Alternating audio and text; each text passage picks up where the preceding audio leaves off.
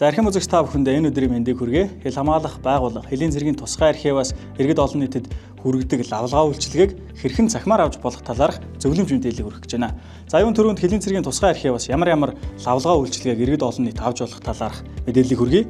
Нэгдүгээрт хөдөлмөр эрхлэлтийн лавлгааг Хэлийн цэргийн тусгай архиваас авах боломжтой. За мөн захирамж, тушаал шийдвэр болон бусад баримт бичгийн хуулбарыг авах боломжтой. За мөн цалингийн тодорхойлолт. Дээрээс 1990 оноос хойших цэргийн алба хаасан тухай лавлгааг, за мөн ном сонин сэтгүүлийн хуулбар, гэрэл зургийн баримт бичиг, за мөн цаасан суурьтай баримтаас сканердж олшруулах баримт бичгийг Хэлийн цэргийн тусгай архиваас иргэд олон нийтэд үзүүлдэг.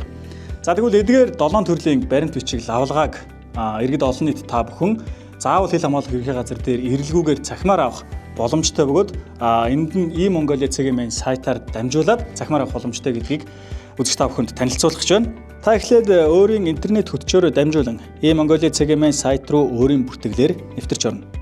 Хаах хэсэг дээрээс Хэлийн цэргийн тусгай архиваас ямар лавлгаа авахыг сонгоно. Үргэлжлүүлээд үйлчилгээ хэсгийг сонгоно. Үүний дараа хүсэлтээ гаргана.